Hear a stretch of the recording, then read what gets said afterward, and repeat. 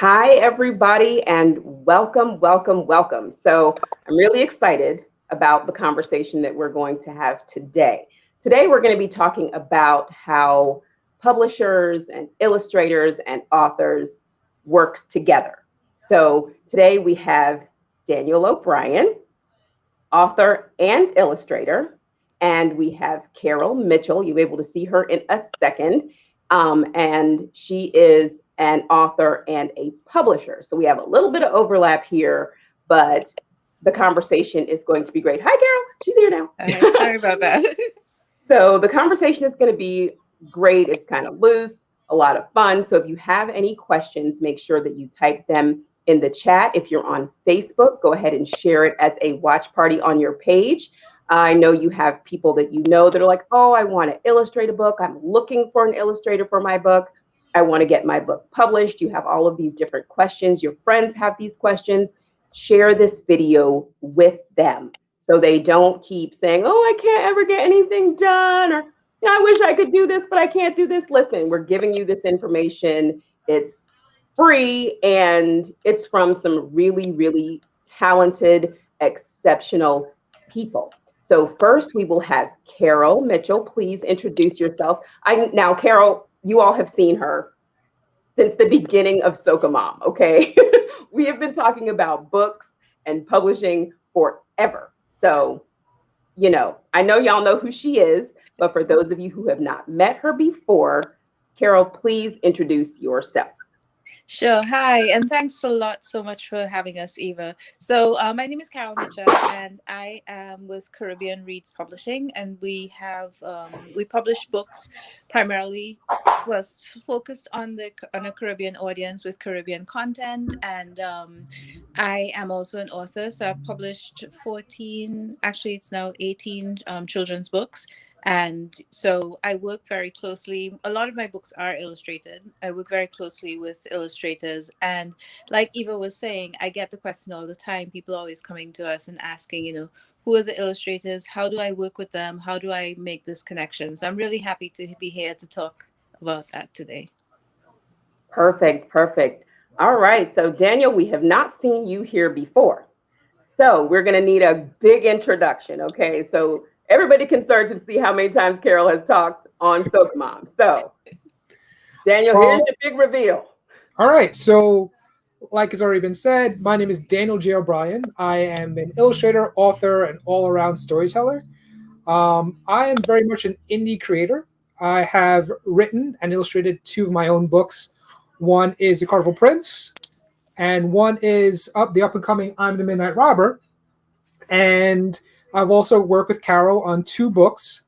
One is The Masquerade Dance, which I illustrated, and also The Talking Mango Tree, which I most recently illustrated.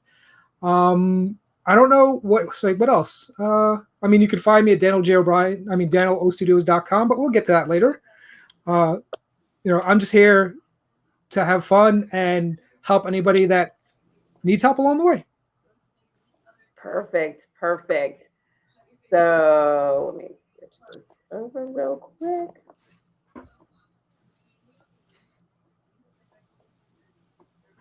Okay, so first let's get into the books that we're talking about just real quick, so we'll know what each person's role is on those books. So Carol, I'll start with you. The 3 books that we're talking about today, what's your role in each one of those books? And kind of how did you get connected to those, so that we'll have some background on where we're going today. All right. So I first got in touch with Daniel. When he was doing The Carnival Prince, and he reached out to Caribbean Reads with some questions about publishing. And I absolutely fell in love with the illustrations in The Carnival Prince. There was just this liveliness and quirkiness, and just I really connected with the illustrations. So when I was ready to do The Masquerade Dance, which is a book that's set in St. Kitts, and it's about the whole folklore and of the masquerade, that in St. Kitts, and that's a part of the Caribbean culture throughout. It's a dance form for those who may not be familiar with it. And I immediately thought of Daniel when, when I recall the Carnival Prince, and I could tell that he had this really strong connection to folklore in the Caribbean. And so I reached out to him to see if he would be interested in illustrating the book. So, the Carnival Prince, then his second book, I Am the Midnight Robber, that's his baby entirely. So the other two, we did the Masquerade Dance together. And then when A.H.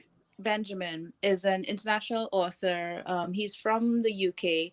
I think he's retiring now. He's written like 50 books. They've been, published by huge publishers, translated into all sorts of different languages.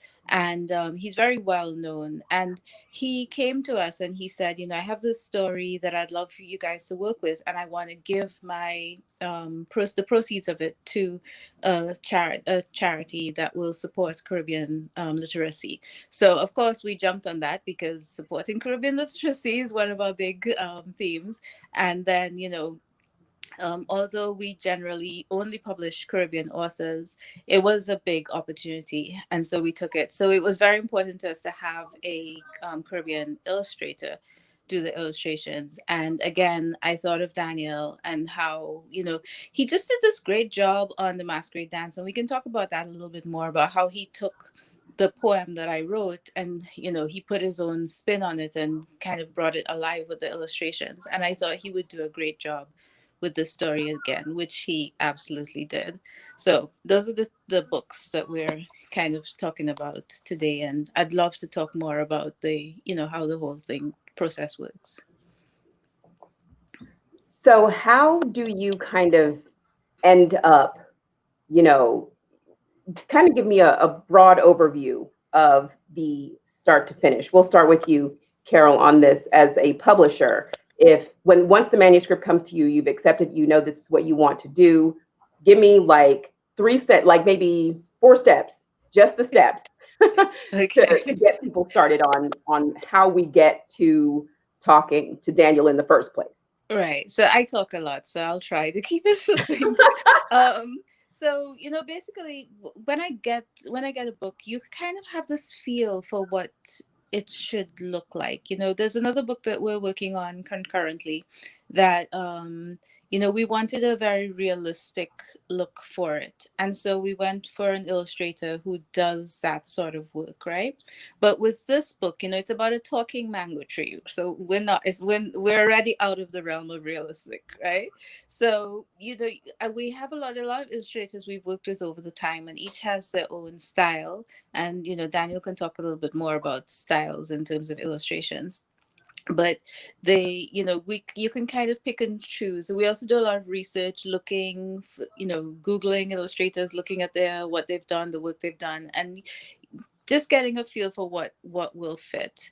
And then, you reach out to them and send them the manuscript. And I guess Daniel can talk more about what happens when he receives the manuscript. So yes, that is the perfect segue. So Daniel, tell us this. When it gets into your hands, because you can decide, if you're not under contract or something like that, you can decide. You can say, I don't love this. It doesn't move me and I don't want to do it. So what is the process and what are you kind of thinking, like your perfect project when it comes across your, email these days, because we're not meeting in person. When it comes to your email, what goes through your mind to say, this is the project that I want to do? Well, the first thing usually comes to mind is, can this challenge me as an illustrator? The reason I jumped at the Talking Mango Tree is because it got me out of my familiar wheelhouse. Like I have a very, even though it's not necessarily a set style, I love playing in the fantasy, folklore, whimsical area. And even though the Talking Mango Tree is that, it let me work on my animals, like bringing to life everyday animals and creating something fun and new from it. So that definitely checked that box off. Did the story make me smile at least once when I was rolling through the manuscript? That checked off that box as well. And altogether, it's like something that's always near and dear to my heart is, how does this make me feel as a person of Caribbean descent, right? Is this representing a subsection of society that is not always represented? So that checked all the boxes for me right there. And the fact that I got to throw in a little bit of folklore in there as well, absolutely, I'll do that any day of the week. So yeah, that's how I say yes to a project.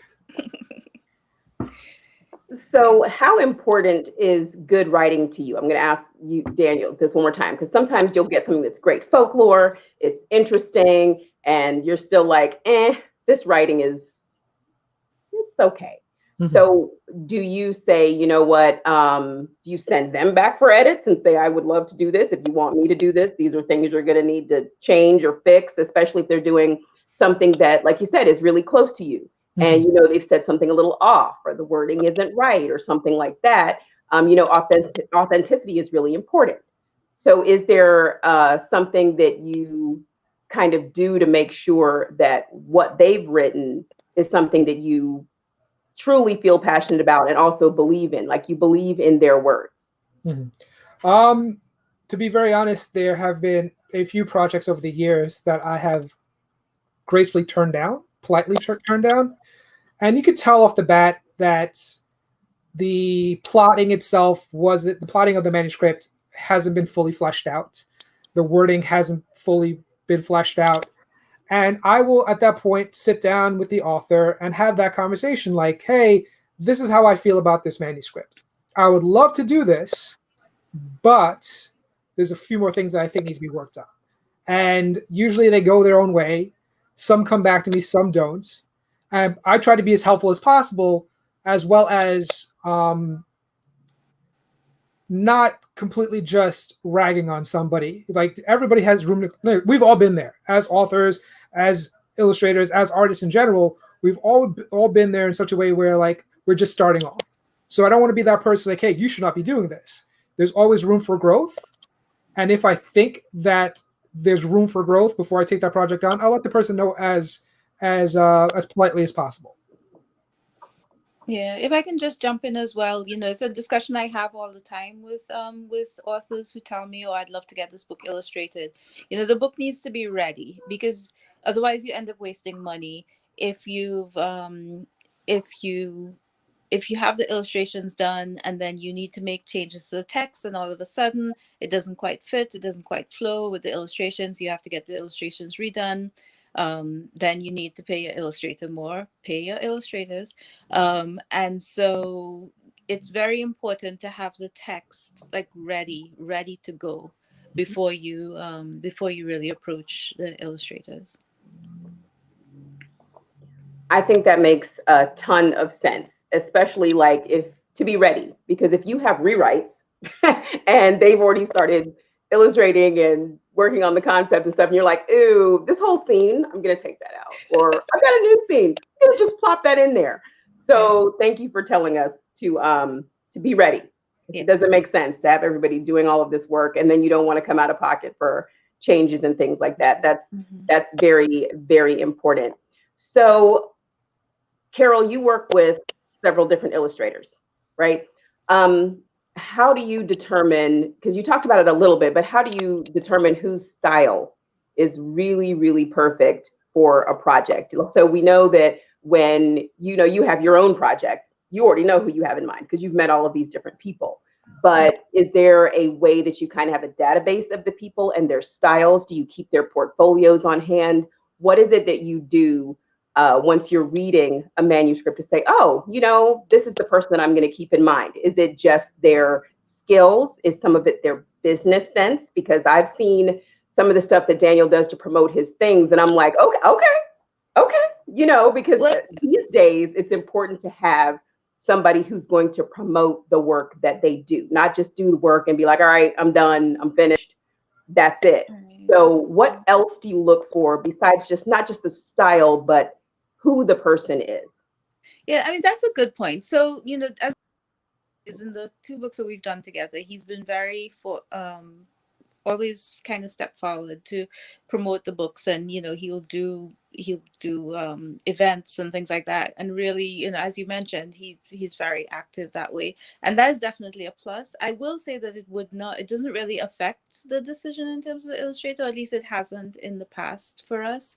So I cannot draw except for stick figures, okay? But I have a vision in my mind. Like, there's a book that I was talking about today about taking on, and I was telling the author, like, I can see the cover in my head, and I know the illustrator actually who could do a great job on this cover. And this is an illustrator who does the work and he walks away. Like, he's really not that interested in doing more or doing promotion. He just enjoys what he does. He's great at it, and he's on to the next thing. But so that wouldn't change my mind. For me, it's a lot about style. It's about flexibility to some extent, and also about the understanding of the literature. So when we did the masquerade dance, for example, Daniel included this. You have to read it yourself. You have to look at it yourself. But he included all these little things in the background that just, as kids read it, they can discover or not discover, and it makes the book a little bit more interesting. And this is not anything I thought of. This is something that he came up with on his own. So, when I have an illustrator who can take the work and then sort of make it become a part of it, of the whole process, then that is something that will sway me a bit in terms of moving one way or another.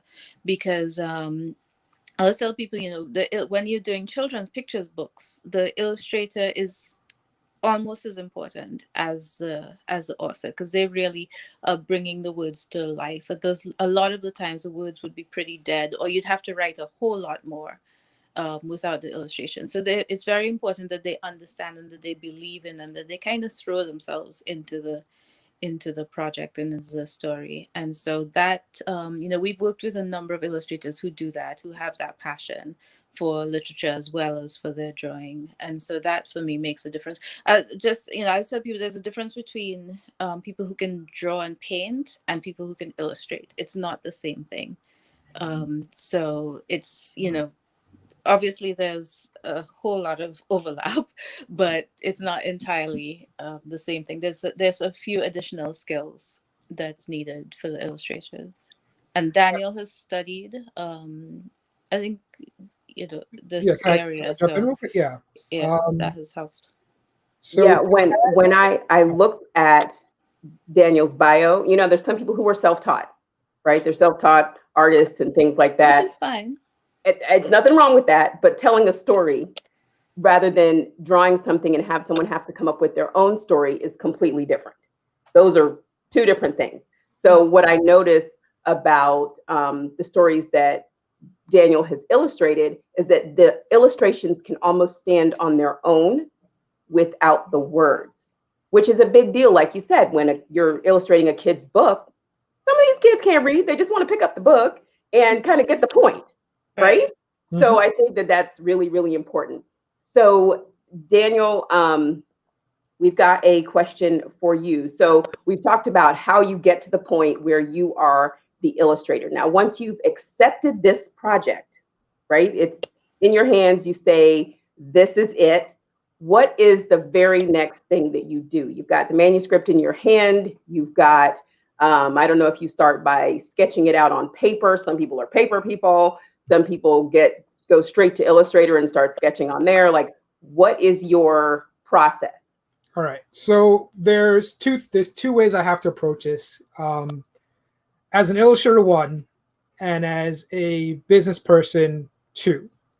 Right. So yes, there is the fun part of getting down and sketching and playing around the ideas of the manuscript. But keep in mind, for anybody watching that wants to be a legitimate writer, author, illustrator, editor, make sure to have your contracts sound.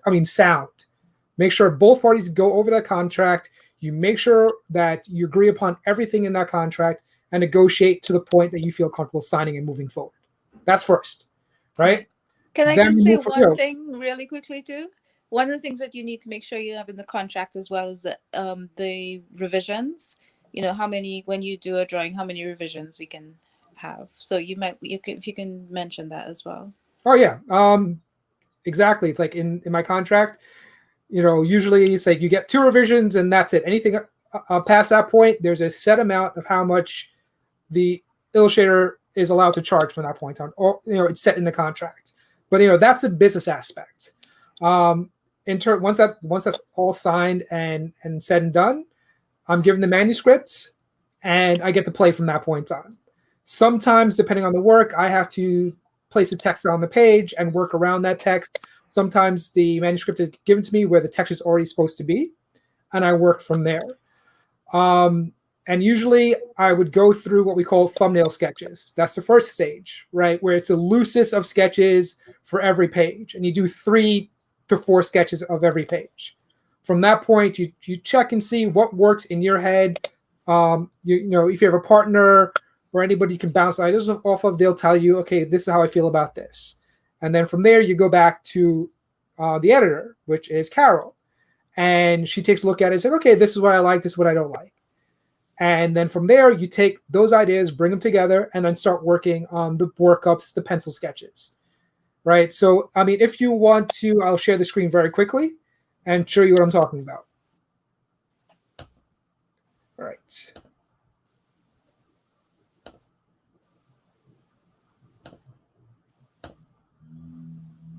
Can you all see? There we go. All right.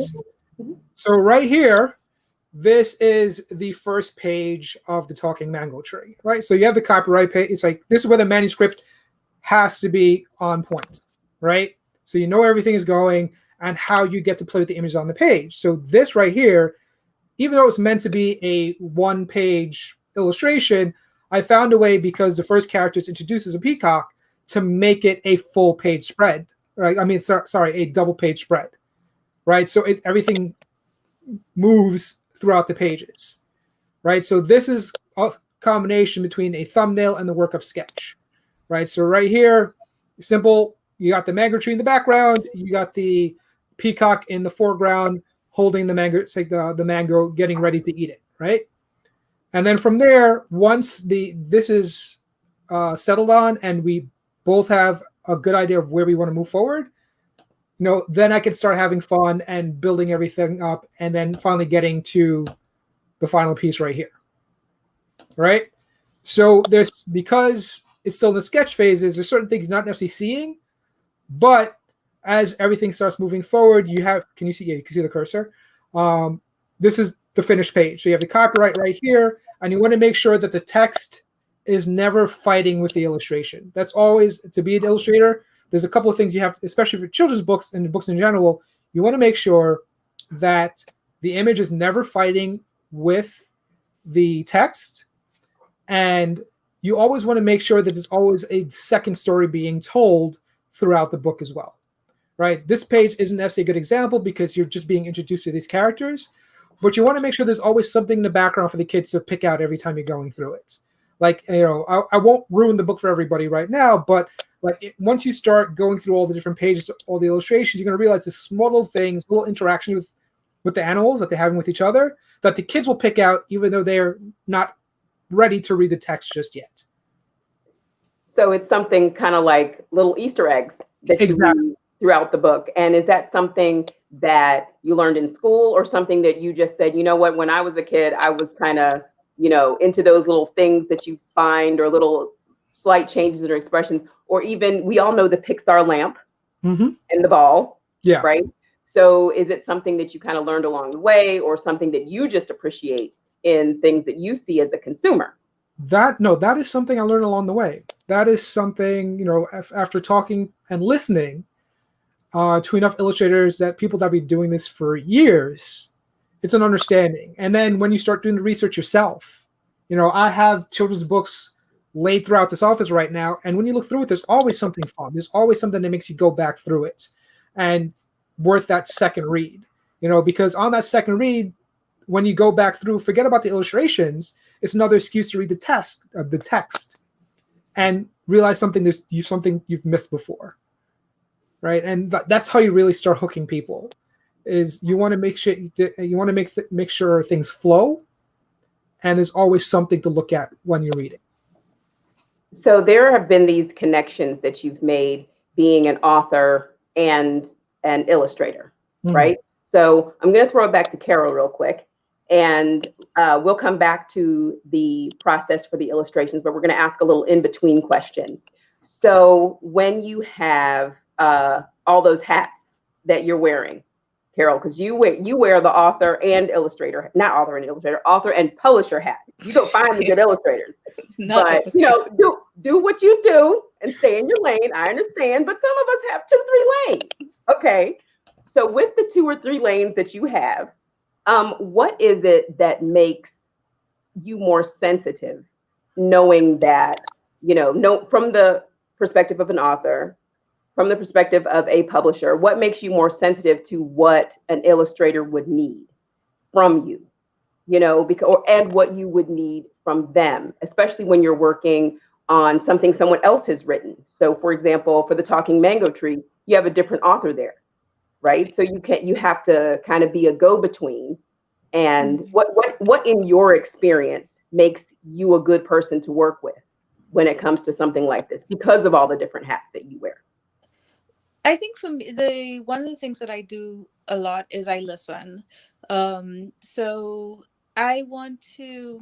It's tricky, especially as you said, when there's an illustrator on one side and the author on the other side. So one thing to understand is that when you bring your book to a publisher, you kind of give it away. So at Caribbean Reads, we have the authors we work very closely with the authors, but at the end of the day, the decisions about the illustrations, everything like that, are really in the publisher's hands, and that's in a contract that you sign.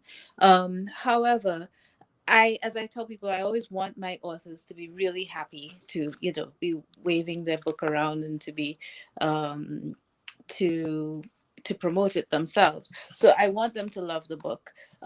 Similarly, you want the illustrator to enjoy the work that they're doing. So it's a very there's this tricky balance. But what I do is listen to each side. What is the illustrator seeing? Why did they, you know, include this this little element here? You know, I don't quite like this, and then we can have a discussion about why each of us has an issue with it, and usually come to some sort of understanding and some sort of tweak that is satisfactory to everyone. But I think, as I said, the main thing is the listening and the discussion.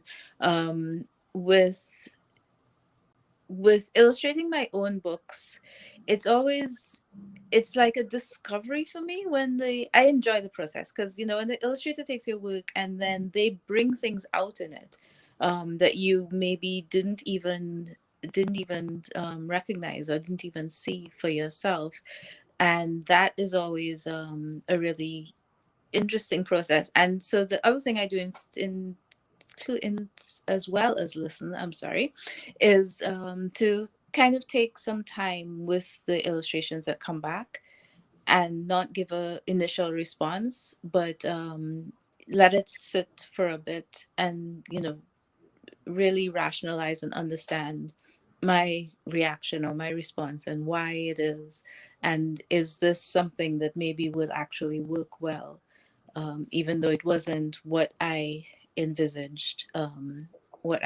Exactly. So for example, with the Talking Mango Tree, you know, the illustrations, when I saw the illustrations, I was completely blown away. I hadn't, and so was the author. We hadn't imagined, you know, the things that Daniel came up with, the way that he depicted I don't know why this is, the way that he depicted the animals. And there's a character of folklore in the book, which I added in after discussions with the author to make it, you know, more applicable to the Caribbean. And of course, it's a character of folklore, so it's not real. It's not real. And so, you know, Daniel's depiction of it also was, you know, just so imaginative and bold and you know, out of the box, like that. It's not something that I thought of, I imagined, I pictured, but I was just blown away for it. So, you know, I have to let myself be surprised and understand that this won't always look like what I pictured. I don't know if that answers your question. It does. It does. I have one more question on this real quick. So what is the difference when you're working with Daniel on your words versus working with him on somebody else's words? Having, is that where you get to see the talent in the illustrator? Because you don't, you see where he's able to like kind of move between different people's minds, because it's kind of, I mean, I can't imagine it, honestly. I worked with an illustrator for my book. He was amazing. I couldn't even picture the things that he had inside of his brain reading my words. But when you have to say, this is someone else's words and then assign them to Daniel versus these are my words, and you're working more closely with him, what is the difference or the balance there? I think the one part of the difference is experience. So, I've done a number of children's books and worked with a lot of illustrators, and most of the times the authors have not. So, I can give the work to an illustrator. They interpret the author's words, and it comes back to the author, and they're like, their first reaction might not be. Often it is, but there might be some reservations because this is not what they had in their head. They had, as they were writing the words, the pictures were forming and they were seeing the characters, and then you have someone else kind of create this, and you can dictate to the illustrator, but I have found that that's not a really good way to go about that. It's better to let them see. You can say, okay, well, this character is a young girl. She has, you could maybe give some basic description, but I feel that it works so much better if you let the illustrator do what they do. I mean, that's what they do, right? That's why I'm not drawing and they're drawing. So, that's one of the challenges for an author, and also for indie authors. I find a lot struggle quite a bit with illustrations, because there's that difficulty of kind of giving away your child to you're sending them off to someone else to dress for you, and and then they come back and you're like, I would not have sent you out of the house wearing that. But that is like, you have just basically described a mom's nightmare, like saying, yeah, let auntie so and so or so and so dress you for church. Right, exactly. And so, you have to there's a letting go and a recognition that, you've hired someone to do this, and the building of trust it takes time. So that's part of my job also, is doing that in between, and then getting the author to really dig deep and like, what really is your issue? Is there really an issue? And come back. There's a book that we work on. We had to change. Let me put it this way: we had to change illustrators. Oh gosh.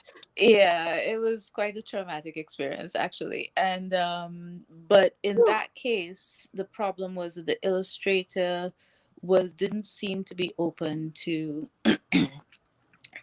suggestions. And it was a very personal book, and it was it was tough, but we got through it, and we got someone who's understands a little better, I think, is what it is. So this brings me to the question for Daniel. Now, that whole kind of separating yourself as an illustrator and an author, you do both. And you now doing this is your second book that you're doing this for. Yeah. With I Am the Midnight Robber, which is amazing, by the way. You guys, it's coming out soon. And tell us the date real quick. It's coming out next week, February 16th, Carnival Tuesday. So you all know, if you've read on the blog, the review, I've already done the review. I got to have a sneak preview. I feel very privileged. I got to have a sneak preview, and it gave me all the feels, all kinds of feelings. So, just so that just putting that out there in case we don't get to it before. It's great. But when you're illustrating your own books, how do you take yourself out of there? Do you take yourself out? And what is the difference illustrating for yourself versus doing it for somebody else and their words? When I'm doing it by myself, I'm doing it by myself. You know, like that goes without saying. Like these characters, the Cardinal Prince and I'm the Midnight Robber, these characters have lived in my head for close to a decade now. And they've grown and they're essentially a part of me. And I'd love to continue working on them. There's so many stories to be told, but they're, you know, like an author, I couldn't see myself giving this to anybody else because I've been with it for such a long time. When it comes to taking on somebody else's work, it's an understanding that you have, you know, somebody else is entrusting you with their work. And you have to be ready and willing to listen and cooperate. Like those skills are so necessary. You know, like admittedly, I've had those times where, you know, I've gone for critiques of my work and I've walked away saying, oh, that person doesn't know what they're talking about. And I had to learn how to grow out of that, to be a better illustrator in general, to be a better partner in general, is listening and cooperating and being able to really, really hear each other. Carol has been so gracious with both projects that I've worked on where she let me kind of like run the board in terms of what I want to do with the illustrations. Like there was minimal feedback, you know, but the feedback that was given made the book better. I think it's like, I mean, that's pretty much it. It's like when I'm working by myself, it's like, yes, I'm reaching out to other people and I'm looking for their feedback to make that project better, but ultimately it's my baby, which sounds weird, but it's ultimately my baby. But when I'm working with somebody else, it's the understanding that once the illustrations are done and I hand it over, that is, yes, I did the illustrations. Yes, I'm connected to it, but I don't control what happens after that fact, right? It's not mine anymore to work with. Just like when the author hands everything over, it's with the understanding that to a certain extent, that is no longer your baby. It's everybody's. And you have to be okay with that. So I have another question for you. Your own personal interests. Okay. Tell us about how some of that makes its way into your work and then also makes its way into work that you do for others. Because, you know, there's what you learn in school, how to illustrate, and then there's something that an illustrator brings to the table. Parts of their personality, parts of what they're good at. So tell me some of your interests and how that plays into how you illustrate your books and illustrate for others. Okay, so I'll use the two most recent books as examples. So with I'm the Midnight Robber, this book, I wanted to make sure that people that weren't used to seeing themselves on the page were seen on the page. That was a direct goal of mine, right? So, you know, the Midnight Robber, it's not a spoiler, but the Midnight Robber, who's generally known as a man in the Caribbean traditional mass, I wanted to make sure that this powerful person, this braggadocious character, was a little girl, right? That was important to me because I wanted little girls to have more heroes to look up to, right? With the Talking Mango Tree, it was near and dear to me because it still touches upon the Caribbean aspect of things for me, where I come from. It allows me to explore the culture, the nature of where I was born, right? Sorry, I'd say I'm losing the train of thought. But say, can you reel me back in very quickly? I apologize. Oh, it's no problem. Can you hear me? Yeah, I can hear you. I was talking, I just kind of went off on a tangent. I apologize. Oh no, listen, we love tangents. We love tangents on Sokomom because that's where all the good stuff is. So true, so true. So we were talking about how your interest in who you are and what you do, and you touched on some of that, like your culture and things like that. But how do your interests, maybe what you've learned in school, like what you may have experienced in your life, right? Okay. So if you say, I don't often see girls and women portrayed as this particular character, then this is what I'm going to do in my work. Yes. Or I love birds. So these birds are going to be extra fabulous in whatever book I do, right? So we were just kind of talking about what you bring to the table personally, like saying this person's a mathematician, so all of his, he kind of has a little thing in the background about math or something like that. So that's where we were. So ultimately, as an illustrator, as an independent author, my goal is always to bring something to the page that people are not used to seeing. Once again, with I'm the Midnight Robber, is putting a female protagonist front and center, being larger than life, being bigger than herself, but still having to be a small, contained family story. With the Talking Mango Tree, it's still based in the Caribbean, and something that's very near and dear to me. Nature is very near and dear to me. I like my hikes. I like walking outside. Like, where all my best ideas come is when I'm outside walking my dog, like in the local park, on the small trails.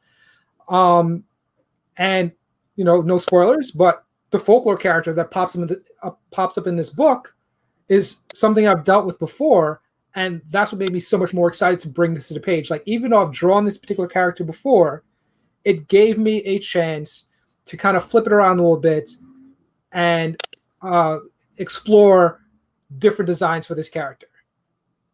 So that's how I'm bringing myself to this. No, not only is a Caribbean tale, but it touches something very near to me, which is folklore in general.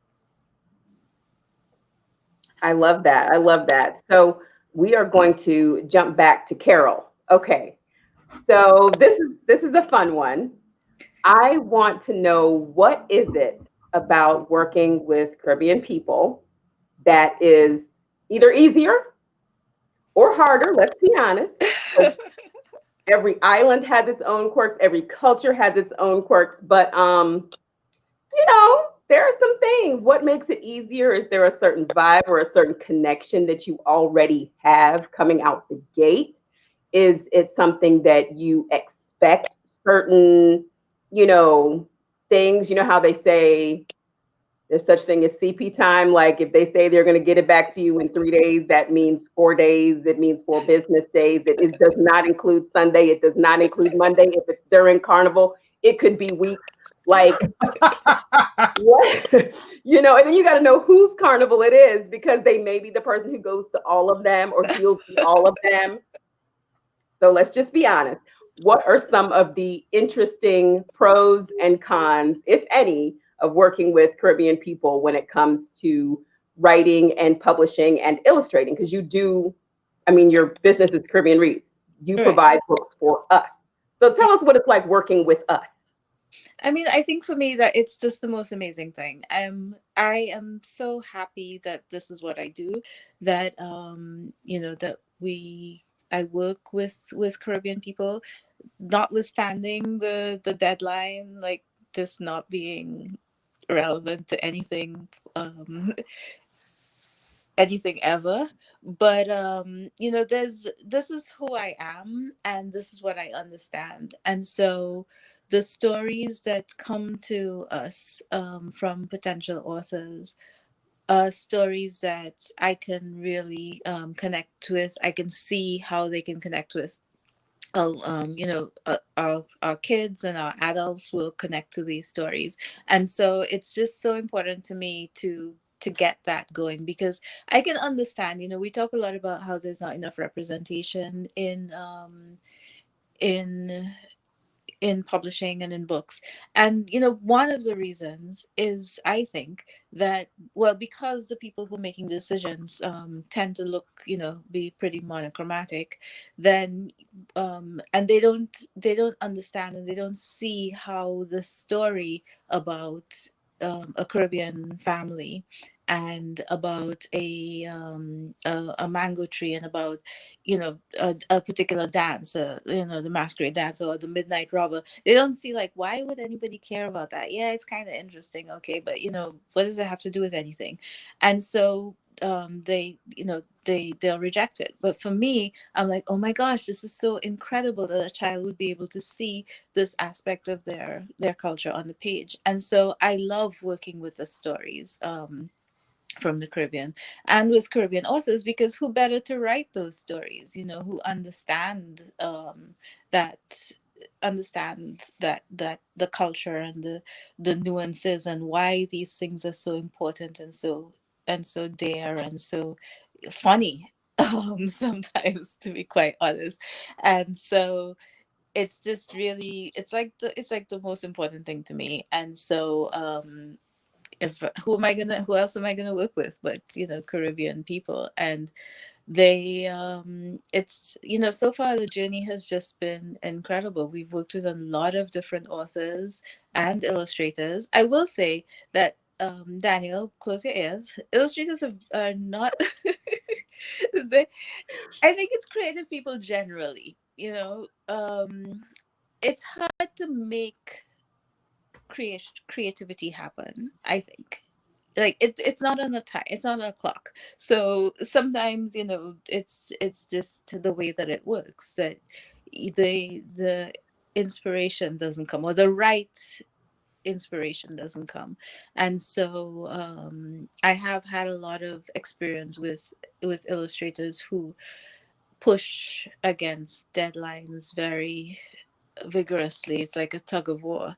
um Sometimes I haven't had that experience with Daniel, but and I tend to, when you're asking me about, you know, the things that make a difference in terms of choosing an illustrator, that is definitely one of the things. And it depends on the project, you know, like, I know I'm gonna have to wait. Like if I tell them 2 months, it's gonna be a year. Do I have a year to wait? Right? So that is definitely something. But I don't think that's a Caribbean thing. I think it's has to do more with the industry and with the way that creativity works. You know, I'm working on a book. I'm working on several books actually, but one of them, it's been years, and you know, it just is the way that it is. It just, sometimes it doesn't happen. But there is discipline, of course, that can be that you can, you know, you can discipline yourself to put in the time and put in the work regularly. However, it's not as easy as that. It's not like you're doing a math problem and you're like, okay, I'm going to do 20 math problems today. um so it is possible to, you know, regiment it, but it doesn't always work. So that's really, but in terms of the Caribbean, I mean, like, where else would I work? You know, it's so rich. And I mean, I tell people I talk a lot, right? And that's what it is. Like, Caribbean people, we like to tell stories. You can't just Yes. say, you know, A to B. We've got to tell you, like, okay, but along the way from A to B, this We happened have to and then let you know that how we happened. And got there. I beg your pardon?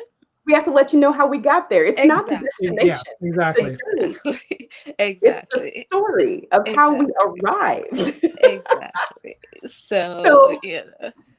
so let me ask this, Daniel, when you know, when you're writing for other audiences, right? Because the Caribbean's not a huge place, right? You know, we're spread out all over the world, Mhm. but your audience is everybody. So what are some of the things that you do? Because, you know, we're going to have our little inside jokes. Like, there's some things that I'm going to see that are going to endear me to the book, right? Just because of my background and stuff like that. And that's what we need. You know, we need diverse books. Hashtag we need diverse books. But how do you make sure when you're writing books that are so heavily steeped in culture that that it's endearing to other cultures as well? Mhm. You know, like the word Mako. I'm gonna use that as an example. When I see that in a book, I don't see it in very many books. So when I see it, I'm like, oh, that was written for me and my people, Mhm. but I don't think that it would hit you know, some of my friends from Alabama or Georgia or Florida the same way. So how do you make sure that everyone gets not necessarily an equal experience, but an equally rich experience when they're reading your books? So I made it a point with The Carnival Prince and I'm the Midnight Robber to dive deep with this in terms of the language, in terms of the dialect, in terms of the way things are pronounced. I made that deliberate decision to do that. So to help the audiences that aren't familiar with that, there's a glossary in the back of the book to help them along the way, right? But not only that, in terms of the story, even though there are very specific cultural references being made, overall, the stories being told are universal, right? The Midnight Robber, for example, you have a girl that wants nothing more to be this particular character. And she runs into hurdles along the way. She has people that don't understand why she wants to be this character. Her parents don't understand why she wants to be this character. And that's a universal theme. Like any kid who wants something bad enough that isn't really run-of-the-mill will run into those hurdles and they'll understand. The parents will understand this story. So I try to have it as universal as possible when I'm dealing with these things, and keep that in mind. But I try to flip it on its ear, especially for the audiences that are used to reading some like very typical books. You know, we talk about we need diverse books, you know, where 12% of the books that are made in the US cater to people of diverse backgrounds, right? So there's a particular thing that we're used to seeing on a daily basis, but I want to turn that around and now have those people, the other percent of people that aren't used to reading this type of thing, be immersed. You know, I want them to be uncomfortable when they're reading for a little bit, but still realize this is a universal story that can be told anywhere. And these characters are just as important as the ones you've been reading your entire life, like Greek mythology and like, you know, European folklore. You know, we've all had enough of that. You know, there's also this that's also as fun, that, you know, for also as creepy, you know, and also as unique, you know. So I mean that's why, you know, that's what I try to keep in mind. One of the things that came to my mind when you were talking about, you know, a girl wants to be this particular character and how many people can relate to that. I don't know if you remember when Black Panther came out, there were white kids who wanted to be Black Panther. Yep. And everybody's like, you can't be Black Panther because you're not Black. But he's like, but you know, they're like, but he's literally got a hood on, like you can't see him. You know, Black kids wanting to be Captain America. Like we say for decades upon decades, like, and I, you know, this is very, very personal to me. You know, I'm a full-fledged geek growing up. My first introduction to literature was The Dark Knight Returns in 1985. Like that's the first thing I remember watching, like, remember reading, even though I shouldn't have been. You know, that's the first thing I remember reading. But keep in mind, like these characters are white, you know, and Indiana Jones, like we wanted to be these characters and not knowing there's other characters out there that we want to, you know, we can emulate, right? And that's why I do what I do. That's why I purposely do what I do. Like I want to make sure that my nieces, my nephews, my friends' kids, when they're reading something on the page, they're being represented, or they're learning something that they've never, you know, they're exploring something they've never explored before. I love that. I love that so much because there's so many times that kids are discouraged, and that's another thing. I'm not going to spoil it for you, but you can check my review. We have to do better as parents when it comes to letting the kids do what they want to do now. You know, and there's other things other than doctor, lawyer, and engineer. There are other things, but that's a conversation for another day. Anyway, now let's talk about just if we can get, we've already gotten the kind of big picture of how you go from manuscript to a published book, but can you kind of walk us through a little further forward and a little further backwards, going through launch day? So I know that it's different when it's your own book, as far as you being the author and illustrator, Carol, it's different for you versus when you're author and publisher or just publisher. I'll start with Carol and then we'll throw it back to you, Daniel. What is that timeline like? And the things that you have to do, how does it differ when you're doing the different, when you have the different roles? I'll start with Carol. I mean, for me, publisher or author, it's a very similar process. It's about, we're trying to get reviews. We're trying to get people the name out there. We've got to get it set up. We've got to get the printed copies. We've got to get get it out to the bookstores. We've got to, it's really a hectic, packed timeline. We're also in the midst of all that. You're Instagramming, you're Facebooking, you're putting out information about it in drips and really trying to build excitement. So over here we're really excited about getting the book out, and then we have to get that to the readers, and to get that to the potential readers, get them excited about it as well. So it's really hectic. It's like I lose 10 years every time. But it's pretty much, I think, the same, because I think for me, every book is like a child, and don't tell my children this.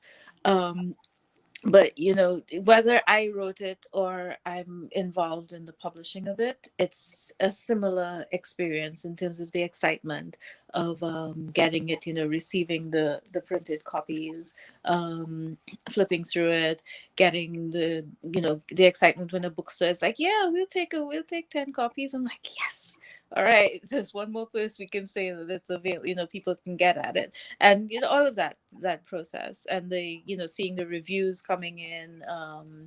And it just, we got this review by a kid, his name is Joshua Orr. And I don't know if you saw it, but he did a video review of it. And it was just so awesome. And he was so enthusiastic about the book, and it was really extremely well done. And, I've been sitting on that for a while because I wanted it to come out this week. And, just all of that excitement is what we try to sort of convey and to share with the audience. So that's pretty much from my end, or our end, how it looks. So Daniel, how is it different for you? If you are just did the illustrations versus you're the illustrator, you're the author.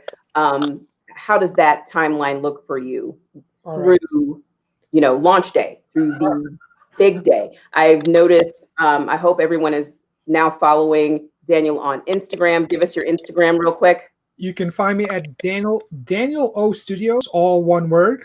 You can find me at Daniel O Studios pretty much everywhere, on Facebook, on Instagram, on Twitch, on YouTube, on Twitter.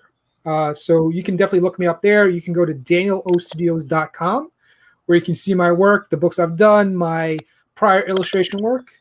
But to answer your question, I cannot stress more the importance of having a team behind you when you're getting to the point of finally publishing. Like, if it wasn't for Emily Narayan, who has helped me, who's essentially my social media manager. Like, we meet up every Sunday to plot out how we are going to push the project for the next week. And she helps put that all out there. My wife, Ashley, who is a sounding board when I, in terms of how I move forward in doing certain things. A team is important, because if you do this yourself, you will pull your hair out and you will roll into a corner and just shake and cry. So like I said, it's like I'm the Midnight Robber is being released next week, Tuesday, and we're in the home stretch now. Things are pretty much planned out, and in like it's automatic from this point on. But the 2 months prior, making sure the manuscript is tight and you're not missing anything. The upload is working for wherever it needs to be distributed from, be it Kindle, be it Ingram Spark. You want to make sure that's good to go. You want to make sure the reviewers are getting the right copies of the book. you're going behind them to make sure they're getting the reviews to you in time, and then promotion. On top of this interview, I have like 3 more lined up in the coming weeks. You want to make sure you're getting yourself out there as much as possible. You want to make sure the book is out there as much as possible. And it's a lot. I'm sitting here right now just waiting to just go to sleep, like wishing I had caffeine, but understanding that's going to keep me up for the rest of the night. It's a huge process. But when working with a publication, I'm handing off the illustrations, and their team is taking care of that, and I get to chime in when it's time to sit down for the interviews. Minimal promotions. Like, I'm promoting on my social media, of course, but it's not as planned out as my own personal projects. So we already talked about the business side of this, of course. So when you're talking about, I've done my job. So I gave you those illustrations. Good luck. I will promote it because I want more jobs, but otherwise that's not my baby. Being an illustrator, there are certain perks that you have, right? One of the things that I really, really love that you did for I Am the Midnight Robber. For those of you just joining, that's one that Daniel has illustrated and written. Being an illustrator, he gets to do fun stuff, like tell us some of the cool things that you can do that maybe I can't do if I wrote my own book. Tell me some of the cool things you can do as an illustrator, because you need to inspire the illustrators as well to be a business. Like you said at the beginning, be a business. Exactly. Don't just, use all your skills, everything you can do. Tell us some of the cool stuff you've done. Yeah, that was the biggest thing I took away from art school. Like, we had a weekend intensive of how to be a business rather than just an illustrator. So I took a lot from that. And being this is my second book, I'm learning from past mistakes and learning how to grow on top of what I'm doing. And one thing I learned how to do is create assets, right? So what I mean by that is there's a very specific aesthetic that I created for I'm the Midnight Robber. All right, very, very specific. The character itself is known for its whistle and skulls and like this dark motif, right? So moving forward with the advertising and the promo in general, I made sure to use similar assets to create face filters, right? So if you go on Instagram, if you go on Facebook, if you look up my name or you look up I Am the Midnight Robber, you're going to find filters where you can literally wear the mask of these characters and become these characters and play somewhat in their world, and have fun. I'm releasing this book on the 16th very deliberately because we are in the time of COVID, and Trinidad Carnival, which is very near and dear to my family, like that's, we grew up in that culture, is not happening this year. And a lot of people are experiencing the tabanca. For a lot of people that don't understand what that means, like, it's this sadness that usually happens after Carnival, like, because you spend a week leading up, having a great time, going to these parties, jumping up in the streets, and then the day after, you're back to your normal life, you're exhausted, and you're sad this is no longer happening. This time around, we are feeling the tabanca before Carnival even happens because it's not happening. So I took it upon myself to create these costumes, to create these filters, to have these promotions be a form of carnival for people, especially for the kids. I am big on Kiddies Carnival, creating costumes. That's where a lot of my inspiration comes from. And I wanted to make sure that people that are interested in this culture are not missing out this year. So once again, if you guys go to Instagram and you look up my name, you go to Daniel O Studios, and you can see my filters, you can play around with those, and you can interact. The advertisements all revolve around this character with cute little skulls and people from the Caribbean diaspora that are purposely, I wanted to read these books. I wanted them to get these feels that they're missing right now. I love that. So now I have another question for you. Mhm. At the very beginning, those of you who missed it, please, rewind it. It will be here for you all to watch later. I got a question, a little business question for you. So you're writing that contract at the beginning. You Mhm. know that you have these skills, right? You can create these space filters. You can create these other assets as an illustrator. Is that something that you work into your contract? Is that something that's possible? So that's another reason why someone might want to make a proposal to you, right? Mhm. To say, you know what, this is the person I want to work with because he can do all of these things for me and kind of add to my marketing. Is that something that's available to other people? Or is it something that you hold close to your chest and it's like, look, you're on your own. You better figure out your own face filters or find somebody else to do it, a digital creator or something like that. That is something I'm definitely open to doing. It's something I've never offered before, only because I am still learning. Here's a little, not really a secret, but something that I don't necessarily tell people. But like with every creation that I do, there's always something new that I'm learning, and I am all about the process. I'm all about learning how to figure out stuff, and the face filters is a first for me. Because of what was happening, because of the lack of Carnival this year, I was like, how do I make this more interactive? How do I make this fun for the people that want to live in this world for a little while? So I took it upon myself to download the programs and figure this out. And I locked myself in my office for 8 hours straight one day, making sure I got these assets right, making sure I got all these images ready, and learning how to create these filters. Like I learned how to animate essentially on my own, for certain promotions. Like if you go to my website and you open it for the first time, you're going to realize there's an animation at the top of the screen. Like when my logo pops up, you have the Midnight Robber Sugarcane waving hello to you. And that's stuff that I'm learning. Like I say, there's small things I learned at art school, but I'm constantly growing and growing and growing. So like anybody that would love to bring me on, understand that those skills are there, but let's be honest, they would come with a price. I'll be very, very honest. Like it will come with a price. Just understand that's that would need to be negotiated. Now, Carol, as the publisher and author who would be, working on these negotiations, right? Is that a skill that other illustrators should be working on to be able to kind of make themselves more marketable? Because this is, it's becoming easier these days for people to say, all right, I don't have to be great. I can be reasonable and still get work, right? People will compete on price. They'll compete on this, compete on that.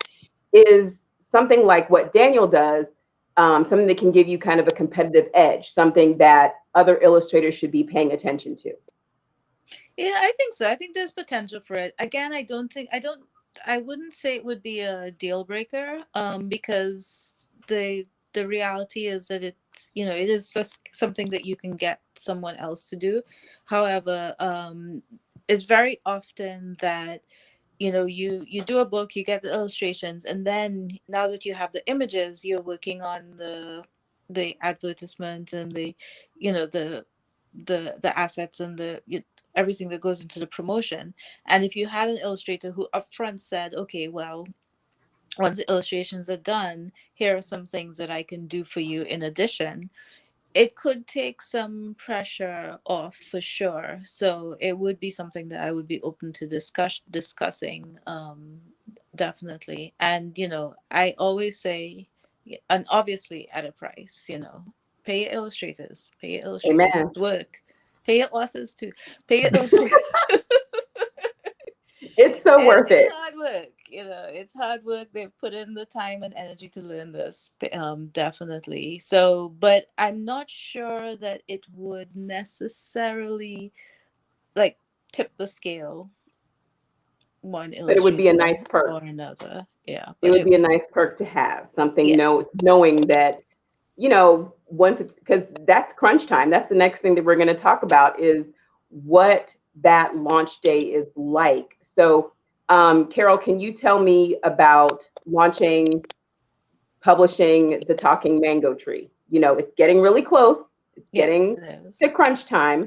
Right. What is that like? You know, a lot of people, they say, you know, they Google and it says, oh, it's only going to take you 6 weeks to put it out there. And see, the face you're making says, this is not this is not it. But what are some of the things that you know, people would need to keep in mind as part of the long-term goal that gets you to this big day? So tell us about the Talking Mango Tree, what the timeline was, and you know, now that launch day is coming, what you have coming up. Right.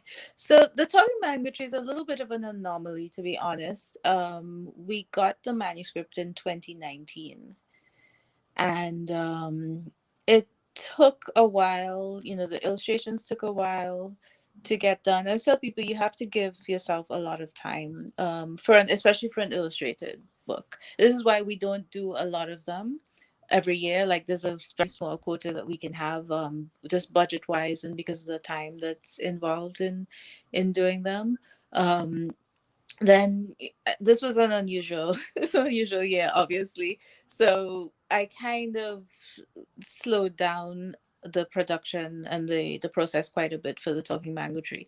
But you know, the finalizing of the manuscript took a little while, because in part because the illustrator is not the illustrator, I'm sorry, the author is not very wasn't very quick to respond by email, and so it took a little time with the back and forth with, you know, my suggestions, editorial suggestions, getting the feedback, and so on. We had issues with postage, you know, getting the physical contract.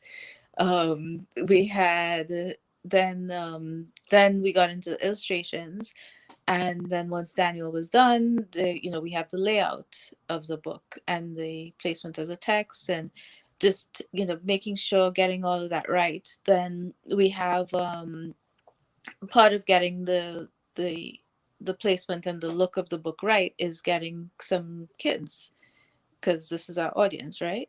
To exposing them to it and tweaking if necessary.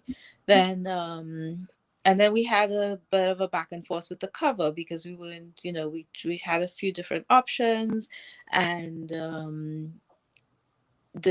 you know, there was what and Daniel was involved in this process, and in terms of his feedback that he gave on the fonts and the, you know, the look for the cover was really very helpful.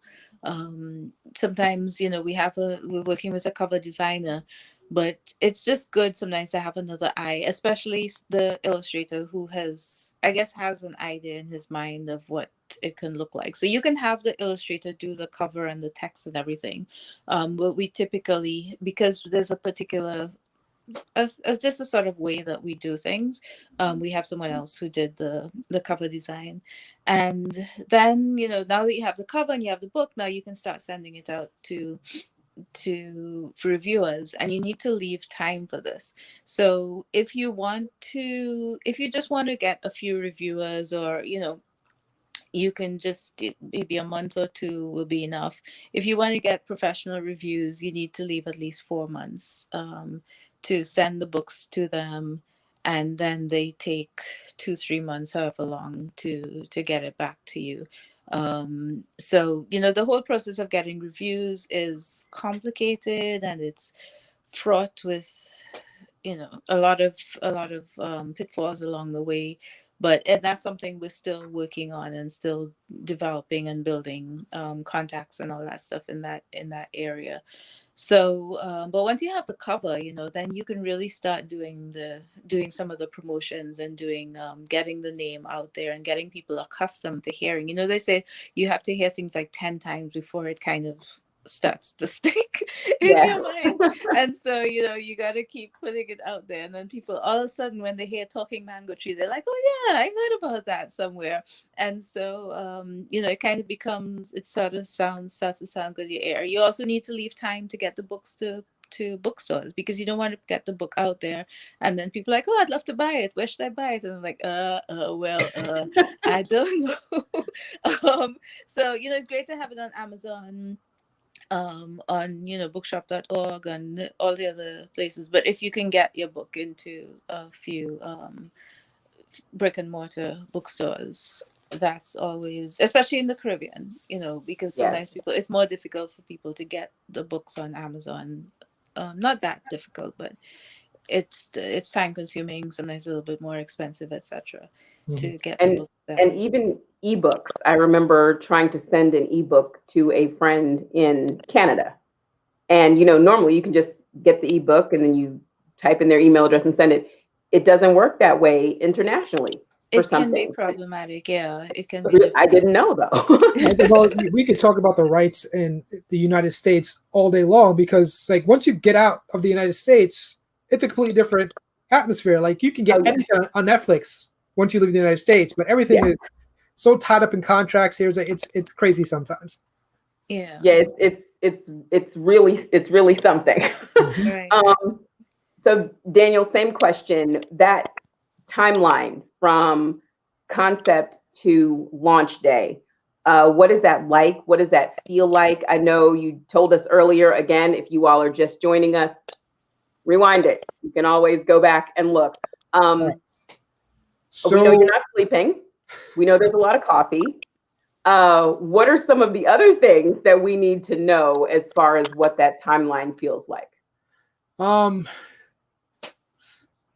From concept, personally, when I'm doing my own books, I usually give myself a timeline, like how many hours a week I'm allowed to work on the manuscript, and then from there, how long it should take me every week to finish an illustration or a few illustrations, depending on what's happening there.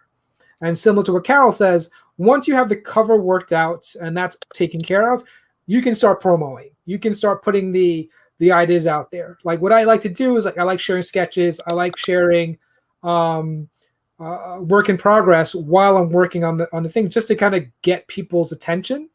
But once the cover's out there, it's time to start selling. Always, it sounds weird, but it's business. Like you're always selling with everything that you're doing. You want to make sure people see that cover image as many times as possible to really get their attention. And even when after the book is launched, you want to make sure to still keep people's attention, be it by sitting down for interviews. You want to do school visits as much as possible. Like, yes, we're in the time of COVID, but we have Zoom, we have Google Classroom that can set those type of things up and sit down with students, because those are people that are ultimately buying your books, right? It's like, so the promo never ever stops. From the moment that cover image goes out there to the launch day, you are, like Carol said, you're looking for reviewers. You're looking for people, that influencers that would want to put your book out there for other people to see. You want to make sure that all the promo around it is fun and engaging for people to interact with. And then once it's out there in the open and people are buying it, you want to make sure they're reviewing your book on Amazon, on bookshop.org or goodreads.com. You want to make sure the reviews are getting out there, the stars are good, the reviews are good, so people, it's always in rotation. It's like always within the algorithm, so people are always seeing it. And from a year forward from there, I'm going to use the Carnival Prince as an example.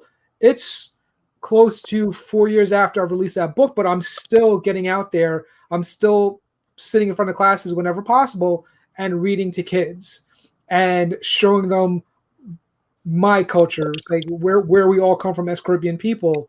It never ever stops. So I have a question that came in. Of course, we're going to have, because kids are really good at using Google, and you've got kids that want to be like you, kids that decide, like my middle son has already decided, well, he probably decided when he was like 9 that he wanted to be a real estate broker, right? So you've got, I know.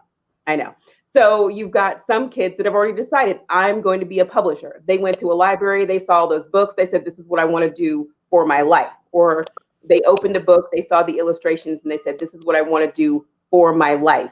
So we had a question come in from Joyce. She has a 14-year-old daughter who just wrote her novel. She's working on the first chapter, and she needs a mentor. And of course, you know, parents, we'd be like, you want to be what? I don't know how to help you. So how did you all find your mentors in the industries that you've chosen? I know, Daniel, you went to school for this, so you had professors and stuff like that. But do you have any other mentors, and how did you find them? I will start with Carol, and then Daniel, you just jump in right when she finishes. Okay. Yeah, I mean, for me, I came to writing late. I mean, to creative writing, or to what I do late. But I think that in a big way, my mentors were my kids, you know, because they were avid readers and they were demanding stuff to read that was different from what we were seeing on the shelves. And that's kind of how I came into it. For young people, I know it's hard for parents to think of, oh my gosh, my daughter wants to be an author. She's going to live in my basement forever. But you know, there are ways to do, you know, to write and to be creative in this way, and to still make a great living, and you know, to be comfortable and have a really good life. So I would encourage them, and you know, they can probably find mentors in their schools. You know, the teachers, their English teacher perhaps, could even be another teacher who's enthusiastic. My daughter had a history teacher who had written several books and used to talk about that quite a bit in history class, and she, you know, that excited her about the idea of writing books. So, you know, there are mentors everywhere. For me, as I said, I came to this a little late. My children were very encouraging. A little later, I did have a mentor who was very supportive. One of the things that he said to me at one point is that he said to me, you know, there's like, you can have talent in writing, but there are rules that you need to know. And so that kind of took me on a different path in terms of, I was already educated, I already had an MBA, but I started studying writing and editing and literature because I wanted to learn those rules so I could break them. But I wanted to learn the rules and learn how the whole industry and how it works. So, you know, I would be very, very supportive, especially if she has a book idea and she's writing on it. And you know, I'm on Facebook, and if Joy wants to reach out to me, I'd be happy to chat with her daughter. I do it all the time, about writing, and you know, give some guidance. I love the idea that a young lady wants to do this, so that's great. And just went ahead and started. That's what I love. It's like, look, exactly. I'm going to just go ahead, and I'll worry about the rest of it later. But I'm just going to go ahead and start. So Daniel, you tell us how you found your mentors and how you suggest people find mentors. All right. So I would start by saying, similar to Carol, I started writing a little later. When I introduce myself, I always introduce myself as illustrator, author. Illustrator is first on purpose because that's what I was trained in. And an illustrator is a type of storyteller. So, you know, that's how that works for me. And in terms of finding mentors, it was more finding people that inspired me. You know, at my very early ages, like I mentioned Frank Miller before, like I always wanted to draw like him. Jim Lee in the early 90s, because he drew the X-Men. You know, I wanted to be that person. When I went to school, I had teachers that would push me in the right direction, but like they never really took me under their wing. It was always me going out and trying to seek that information. You know, and especially in this age, you have YouTube, you have Google, you can pull anything you want up and find those right people to teach you as long as you're willing to listen, right? I try to be that same person where if somebody needs help, I will generally help as best as I can. You know, I don't have all the answers because I'm still learning as I go along, but you don't necessarily have to fall back on a mentor. Just Google is your best friend right now. Like if you're serious about writing a book, Google a person that is writing in that same niche that you are. Perfect example is when I was writing the Carnival Prince, and I was getting to the point where I was ready to start illustrating. I wanted to tighten up that manuscript. I had to reach out to find like a really good editor, but an editor who also fell into that same wheelhouse that I was writing to understand what I was doing, to understand the point of view that I was writing. So what I do, I go to Google, I type in editor, Caribbean author, and I just so happen to find Tracy Baptiste. I don't know if you guys know who she is, but she's a very good amazing author of the Jumbies. And it just so happened at that time she ran a side business, calling herself I think the fairy god author, right? So essentially, she would lend her services for money, of course, because it's a service. And she went through line by line and told me, it's like, okay, this might work, this may not work.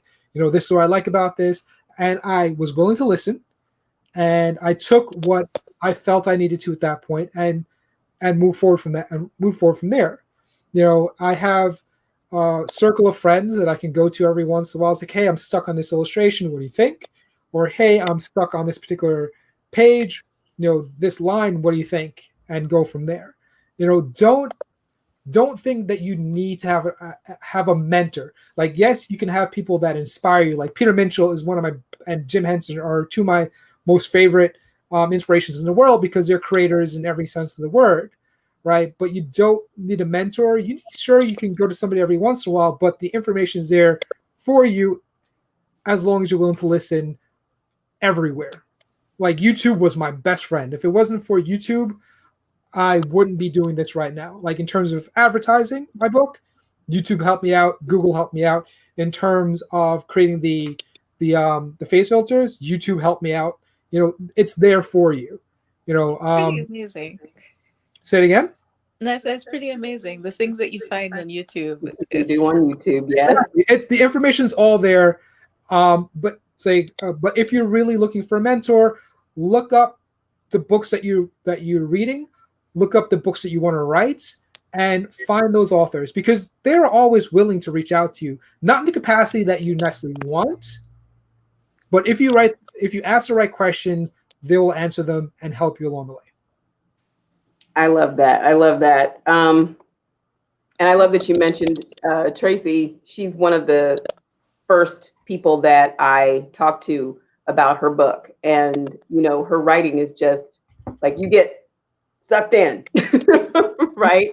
She's definitely one of those people that it would be, behoove you to reach out to if you still can, because she's doing her thing. So absolutely. Yeah. She's coming out of the book in, I think, 2023. That it's like, I just read the synopsis and I can't wait. Like I can't wait.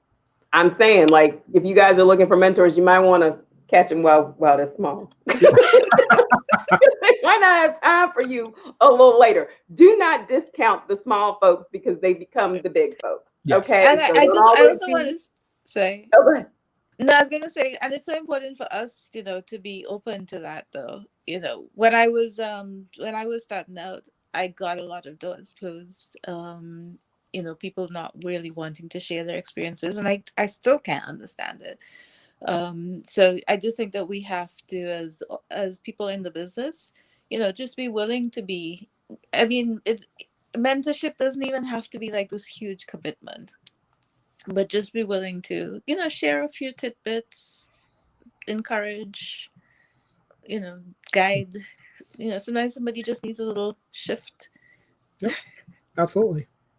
Yeah. So. And you also never know who you're helping. You might be helping the next Carol Mitchell. You might be helping the next Daniel O'Brien, right? And then, your little book come out, they might give you a shout out. You never know. You never know. Yeah.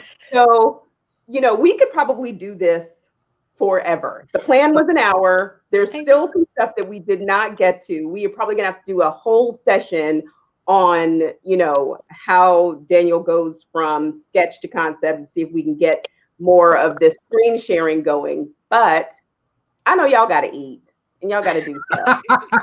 And, Daniel's got stuff to do. Launch day is coming. Carol's got stuff to do. Launch day is coming. So I will start with Daniel. Can you tell us what projects you are working on? What is coming up?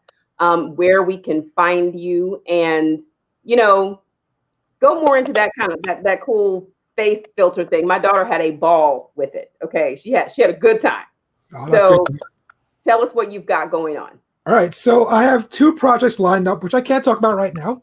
because we're still No working on the secret. details. No, come on now. Like, Here for a don't say, secret. hey, you don't want to jinx it. 2 NDAs. You can't mess with that. Fair, But like I said, I'm the Midnight Robber, which is coming out next week, Tuesday. I'll be working in conjunction with BK Caribbean Lit Fest on the launch, right? So make sure anybody that's watching, make sure to follow me on Instagram and follow BK Caribbean Lit Fest, because we'll be announcing the details on Friday, where you guys can find the link. Excuse me. And we'll be having a virtual jump up. So essentially, we'll be having a good time talking about the book with the release and having a good old conversation while trying to keep it light and trying to keep it in that carnival atmosphere that people are missing out on right now. I'm also pushing forward with more of my own personal projects. I am diving back into the world of the Carnival Prince. So I'm having a lot of fun with that. The manuscript is pretty much done. It's just a matter of pushing forward now. I won't give too much details, but it's definitely expanding on the world that I've built in the Carnival Prince, but in more of a middle grade YA atmosphere. Nice. All right. I love it. Sounds good. Carol, what do you have happening? Well, I mean, for Caribbean Reads, we're launching the Talking Mango Tree March 1st, and you can actually pre-order it now. And I think, Daniel, can you pre-order I am the Midnight Yes, you Robber? can. You can go to my webpage. You'll see the page there where you can buy it from Amazon, you can buy it from Barnes & Noble, and you can buy it from bookshop.org, which is also, I have to emphasize this, bookshop.org. If you purchase from there, you are supporting your local bookshop. And if you want those stores to still be around for the years to come, that's where you go through. Like, I'm not knocking Barnes & Nobles and Kindle, don't get me wrong, but you're always, it's a good cause when you're going through them. So you can find me on Amazon, you can find me on Barnes & Noble, you can find me on my website, danielostudios.com. Talking Mango Tree as well. I'd say I'm going to roll back on this very quickly. Like, the Talking Mango Tree is partly my baby. Like, I am not dismissing it, at all. I'll be very honest. Like, when I found out the release date, like, I didn't know how to process that in my head because it's my first time. Like, I have 2 books coming out within a month of each other. Like, I have no clue how to do this, right? So I apologize if I didn't mention it as much, but I working on that book was a ball. Stretching those creative muscles. I learned a lot doing that book. So, and the team was amazing. It was great knowing that I'm working on a manuscript of somebody as prolific as whoa, excuse me. But working on that book was a great experience, and I hope to do it again. Yeah, and I'd like to say along those lines, Daniel talked about it being a stretch for him. If you look at the 2 books, you really see how much versatility he has as an illustrator. The I Am a Midnight Robber and the Talking Mango Tree, it's like, okay, this is a different book. I'm going to be a different illustrator for this one.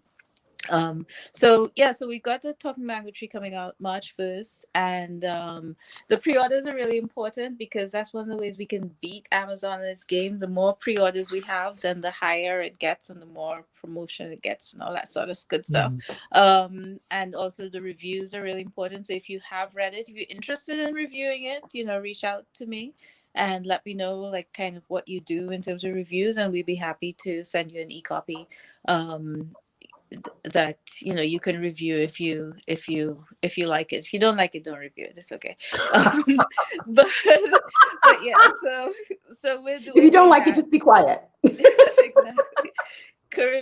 Caribbean Reads has a lot of projects coming on stream this year. We've been working on getting some more middle grade books out there. We're also working on a couple of nonfiction books, and we are working on 2 big projects apart from that. So, which I don't have an NDA, but I'm not gonna disclose right now.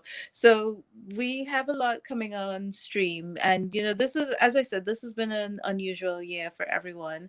So we're kind of just moving at the pace that life is going. So even though we had all these things on schedule for 2021. we'll see, but we are definitely working to continue to put books out there for Caribbean people, for Caribbean children to read and enjoy. So support the books, write some reviews, buy them, check out your local bookstores, ask for the books, ask for them in different places, and let's continue to support and promote Caribbean books. Absolutely. And that's a big one. Ask for the books. Go, if you do not see it in the bookstore, go ask for the book. I remember dropping off my book at a pretty prominent bookstore. I had talked to the people, and I was like, they said, okay, bring us some copies. We'll see how it does. And somebody messaged me on Twitter and was like, oh my gosh, I just saw it. I was looking for a Nancy book. You have no idea. If you go in and you don't see it, ask for it. Yeah. Right? Just like if you go into Target and you're looking for a particular hair product or some chips that you can't live without, if you are looking for Caribbean books, go in and ask for them. They will either order them for you, right? They still get those sales, or they'll figure out how to get it on those shelves because they want those sales too, right? So go ahead and ask. Yeah. Okay, so any last words? We're gonna have to have you back because people want to know how publishing works and how the illustrating works, and we're not gonna answer those questions right now, guys. I'm sorry, I said Q&A, but it's mostly answers. We don't have that kind of time, but we're gonna have to have you guys back. Daniel, last words. If this was the last 2 sentences you had to say to get your books, remember he's got 2 out there, family, to get your books sold and in the hands of children, what would you say? Understand that above all, these books are telling stories that everybody can relate to. Don't be scared off by the fact that you don't understand this particular culture or this particular reference. Reference. The context clues are there. It's a fun story. It's a heartwarming story. The Talking Mango Tree is just a fun story in general with beautiful visuals, with a great story behind it. Don't be afraid to get outside your wheelhouse. And for the Caribbean people, say we've both worked very hard to make this feel authentic and something that'll ring off true when you're reading it. So pick it up. Say, I am the Midnight Robber, The Talking Mango Tree. You will love both. It's I guarantee it. And everyone, they are highly searchable on Amazon. So you could type in like the first 2 and they come up. So somebody's done their job. You can find it. Don't say you can't find it. We know you can find it. So Carol, you've got many books to sell, but let's say we're selling these books that we have right here. I would just like to echo what Daniel said. I would go out on that. Just the books are Caribbean, yes, but more importantly, they're human stories. They're story. Well, they're not human. The Talking Mango Tree. Okay, so, but they are human experiences. That the animals have and the interactions that they have, and the fears and the triumphs and everything that all the emotions that this book takes you through. They're human experiences, and so don't be afraid to expose your children to it. Don't be afraid it's something that you don't understand. And Caribbean people, you will see, you will understand, you will get it. So pick it up. And the other thing not to be afraid of, and this one I'll go out in, is don't be afraid of the fact that it is a Caribbean book. These are really high quality products that we have here that you can feel free to share. Take them to your kids' classrooms. Give them as gifts to people who aren't from the Caribbean. Share your culture. It's really they're great books. They're great gifts, and so enjoy. I mean, that's why we put them out there, right? Absolutely. Yes. Because we want to share the joy and share the love. So take the gift. I love it. I love it so much. Okay, so thank you all so much for doing this. Thank you. You've given so much great information, and we got to figure out how to have you back. Okay, because I was like getting all the way into the drawings, and I'm like, okay, wait, we have a whole slate of questions that need to be answered. So I'm down to we come back. definitely, Absolutely. we absolutely have to do this again. Everyone, all of the links will be in the description on Facebook and on YouTube. You can continue to ask questions. Everyone has the links. If we can, pop back into the comments and see if anybody has any additional questions, we'll do what we can. Thank you so much for joining us. Thank you for being here. Daniel, thank you for being here, Carol. And I will see you guys soon. I know it's a pandemic and I'm not around much, but I can stop learning how to make all these Caribbean dishes and sitting down and eating all day and maybe come back and talk to you guys. Do it. That's good. So, we can do it. We can cook and talk. How about that? Listen, maybe walking around the kitchen will help me. We will see. We will see. Thank you all so much. Thank you. Guys, everybody. go get these books. They are available for pre-order, and we will see you soon. Bye. Bye-bye.